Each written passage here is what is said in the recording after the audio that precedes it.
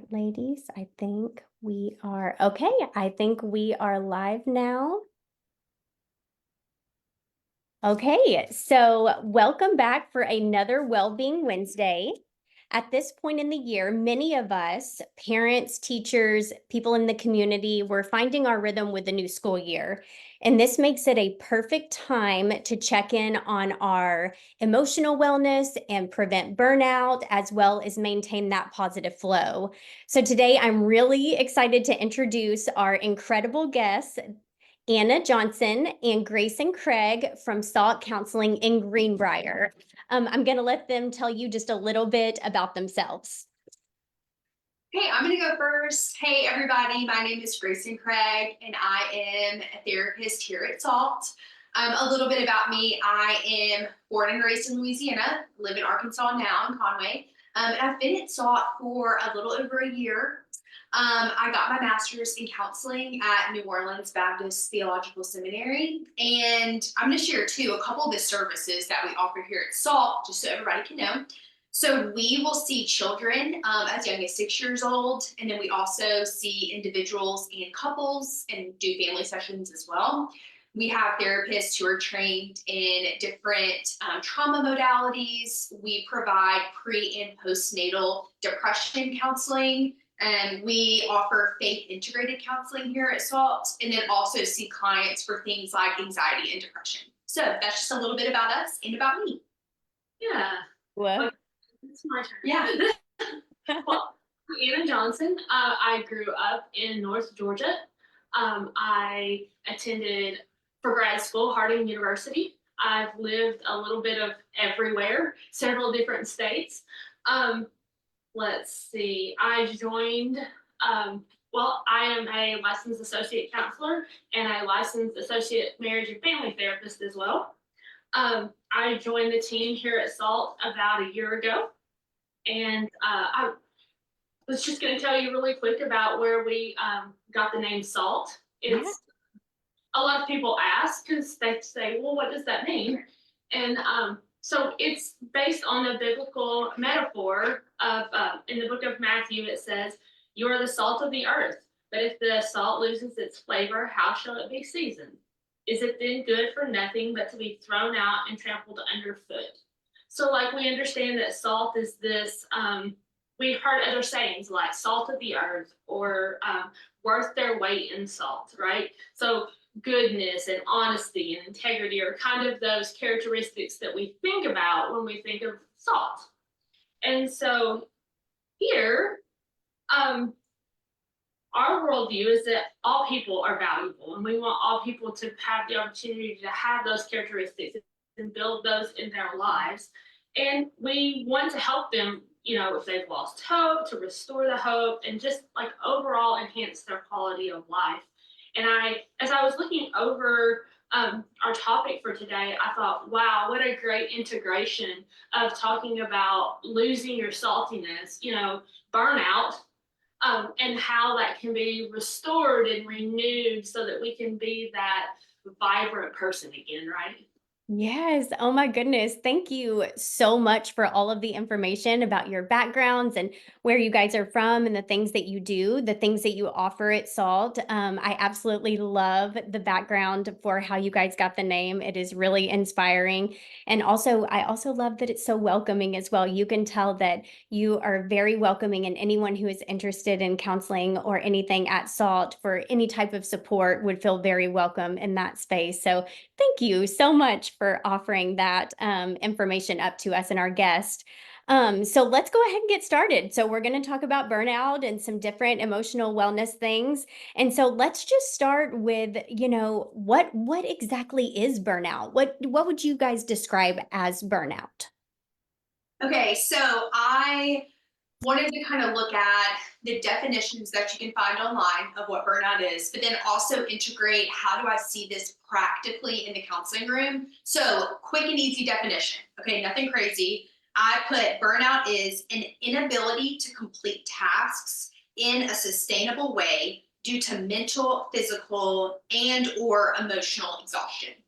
So most often, that's how I would categorize it. Yeah.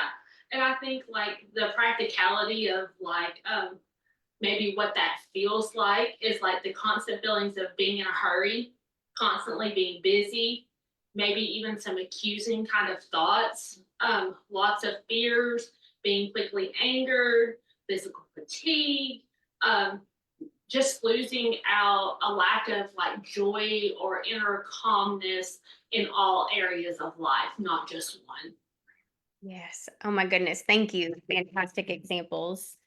So now that we know a little bit about what burnout is and what it looks like a little bit, maybe we can talk about how you recommend that we cope if we're already in burnout. So if we're already in that stage, what should we do? Okay, so I'm going to give a couple different steps. The first one, and our first step would be to acknowledge that this is where I am. And so I really like to pull from different tools that we may already have. And so if any of you have any experience in AA, then you would know that our first step is going to be to acknowledge that there's a problem. And so it's so significant for us to be able to come to terms with, hey, like I'm no longer functioning at the place that I once was. I'm no longer finding joy like I used to. I'm feeling more fatigued, like Anna said. I'm recognizing these symptoms, but I can't really contribute them to anything that I know of. And so we could say, this could be it. Like I'm just kind of running on fumes at this point. So we acknowledge it. I acknowledge there's a problem.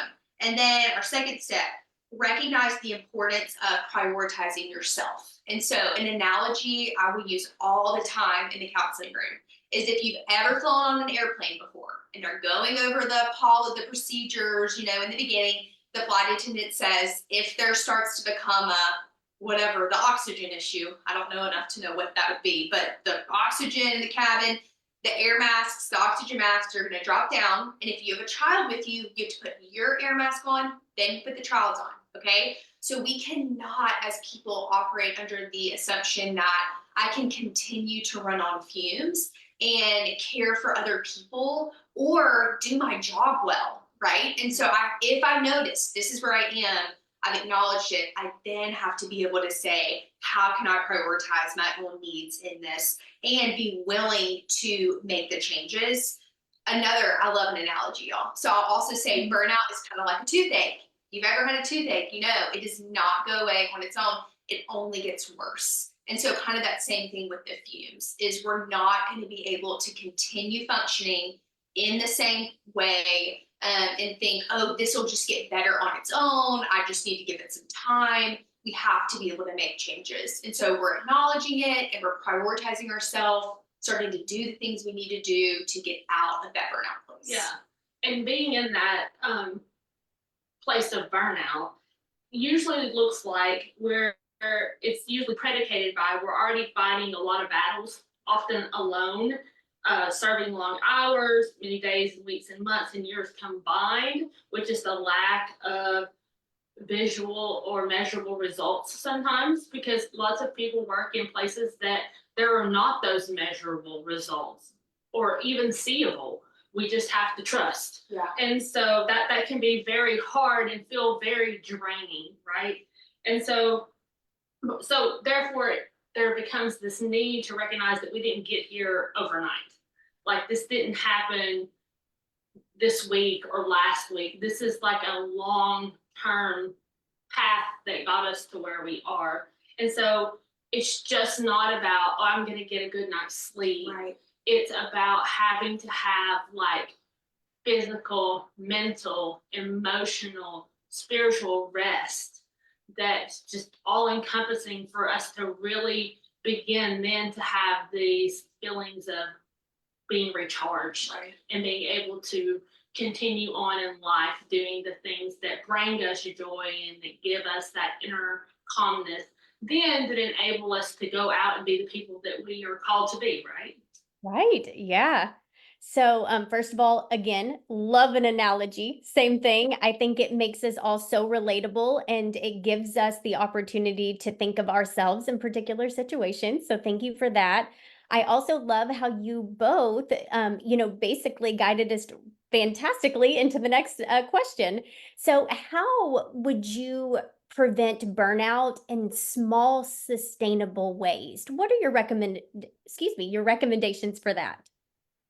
Okay, so I think I might have mentioned earlier, we want to start looking at exploring new rhythms. Okay, that can seem a little scary because I will tell clients this all the time. I know that we already live really full lives, a lot of us. So the thought of me having to introduce something new can feel really daunting. Okay, so I love even the way that you guys worded that, small, sustainable ways. We're not trying to implement anything crazy. Okay, these are some things I would recommend to clients. I have a family member who's a teacher. And so she says something I started doing was getting up in the morning and going on walks with my dog because it gives me the autonomy of starting my day. I'm not waking up last minute, hurrying into school, and then giving all of myself on empty to a classroom full of kids. I'm starting in a way that's life-giving for me. So a little bit of discipline there and getting up, but this is like a 15-minute thing, okay? So AM walks, leaving work at work. We say this a lot, but y'all, those boundaries. I mean, that, everything is sustainable within a boundary. And I'll kind of talk about that later, but we leave work at work if at all possible. We don't make habits of constantly bringing things home that we maybe could get done within our work hours, okay? I realize people work in different fields, but if possible, we leave work at work. Having a bedtime ritual, okay? So we call this sleep hygiene. I set up rhythms to wind my body down, to notify my body I'm moving from a time of playing with my kids, putting my kids to bed, dinner, doing all those household tasks, into starting to say, hey, it's time to get ready to go to sleep. So implementing something that works for me, that's different for all people. Personally, I love a skincare routine, so that's something that I do. Let's see, what other ones do I have? Okay, my last two, 30-minute dopamine activities. So these are things you can even look up. Little things that we can do that give us dopamine. So this could be, putting together Legos. This could be cooking a meal. This could be playing with my dog outside. We are in Arkansas, and so there's, right now it's hunting season. So I know that's more than 30 minutes, but people are going hunting. That's a huge one for people I have right now. And so, it can be longer, but if I need something small, 30 minutes, something that's going to give me that boost. And then play. Doing things that are fun, doing things that are life-giving. We can never lose that as a habit. Play isn't just for kids. We have to have play as well. And so implementing that when possible too.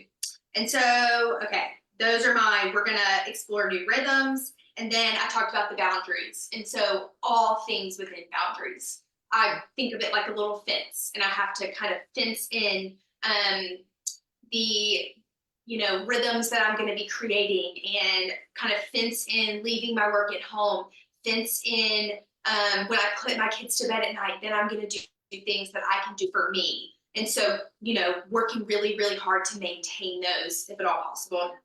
And so creating our fence. And then my last one is sleep. Adults need 7.5 hours at a minimum. I don't care who you are, we at least need 7.5. Research shows us that a lot of times women can need even more hours than that. And so, if anyone's familiar with Maslow's hierarchy of needs, those bottom level physiological needs, we have to have sleep, we have to have water, safety, and sleep. No, food, water, safety, and sleep. Yeah. And so getting those 7.5 hours, we really can't ask much of our body if we're not well rested. Exactly. Well, and I love, Grayson, like all those examples. And those are amazing. And I think for me, the one key in the past for me to remember has been small steps. Yes.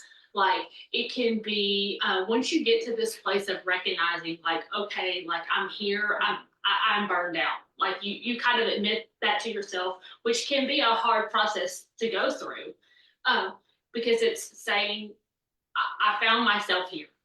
And so once you're there, it can feel so overwhelming to go, okay, because we love our busyness, right? We love to be able to fix things. That's our human nature. And so we want to go like, okay, I'm going to do this, and this, and it's all going to start tomorrow.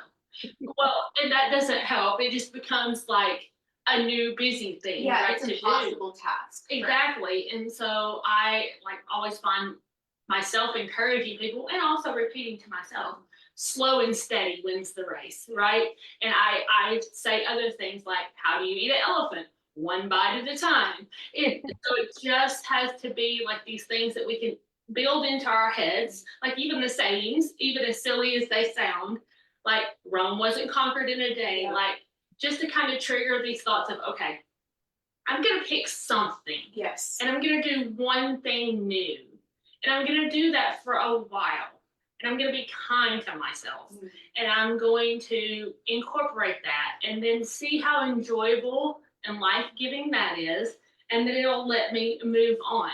And I think one of the examples that I kind of thought of were my mom was a school teacher, and I have actually been a substitute several times. So I know what it is like to be in the trenches in a very small way. But, you know, I think for teachers, they can be like, well, I'm with children all day long. And being able to take a small break or something like that can feel impossible. Right. But I think what an amazing opportunity to also even teach our kiddos to take a small break, to incorporate that into our classroom, to be like, okay, guys, we've had this hard morning and we've done this topic or we've done this test or something like that. Let's just all put our stuff down and take some deep breaths and just kind of take a moment. And you can do that, all kinds of ways. There's visualizations. Let's close our eyes and go to our favorite place, right? Or let's just listen to some calming music for just a couple of minutes. And I think that not only can that be an opportunity for the teacher to kind of calm down, but for her to also, or him, to also be this mentor in having good health habits, right? Good mental health habits. Absolutely. Absolutely. Well, and I love that you brought that up because I actually had one of our Be Well, Care Well coaches that I spoke with this week, and one of the teachers had integrated mindfulness activities right before nap time. And they are just amazed at the progress that the children are making, so much so that one of the dads approached the teacher and was like, wait a second, what are y'all doing? And he's a therapist. And he said, you have got to show me these mindfulness cards that you're using because this is obviously working very well in the classroom. So it's basically they're out there doing exactly what you're saying, and it is making a difference. So I just think that's wonderful. Fantastic examples. Thank you. So this one is a little different of a question, but so now we're talking about we've already been to the burnout stage. And so what does burnout recovery look like? I know we've talked about some of the techniques and different things that we can do to help, but what does that recovery look like? So I just have a little thing to say, and this is general, but like you said, it can be that I would recognize and acknowledge this is the place that I'm in, and I can make some lifestyle changes, and that can get me to a more functional place, okay? That is one option.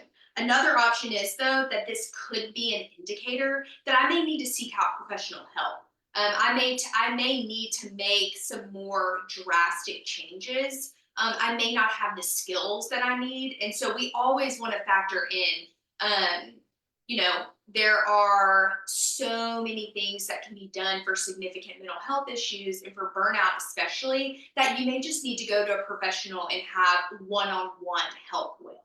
And so recognizing, if I try to implement some of these lifestyle changes and I'm just still not seeing any real significant positive impact in my life, then that may need to be an indicator that I need to seek out another alternative. That support is so important. Right, and I think that's one of the keys. If we have people around us that are supporting us, and to maybe even be intentional in placing those people around us, right? If we have friends that are good encouragers or different things like that, because the truth of the matter is not everyone we meet every day is super supportive and positive. and that's just not how life works. We wish it was, but it's not. So those intentional moves to make that a thing. And if we need to do that, by seeking out professional help, then that's always a great option. Yes, and so grateful that it's there, that, I mean, just a wonderful thing. Absolutely. Just a fantastic support and option for people who are, struggling with burnout. And like you said, maybe having a hard time, even knowing what that recovery looks like, kind of like you said, even having a hard time acknowledging that they're in that space, seeking, a little bit of support, could really help open your eyes. Because I was kind of laughing earlier because the different things that you were saying about the checklist and the doing things and the being efficient. I'm just kind of over here giggling at myself saying, need to work on that, need to work on that, need to work on that. So, and I actually was able to seek out coaching to help me work through some of those things. And it has been so helpful to be able to say things out loud. And so it's just very wonderful to know that there is support, and people out there, professionals that can really help you through these challenging times. Okay, so I have one more question, and this is something that we really like to practice, at Curricula Concepts, also with Be Well, Care Well, is self-compassion. And so what I would love to ask is, how would you encourage someone to practice self-compassion during the burnout and recovery phases?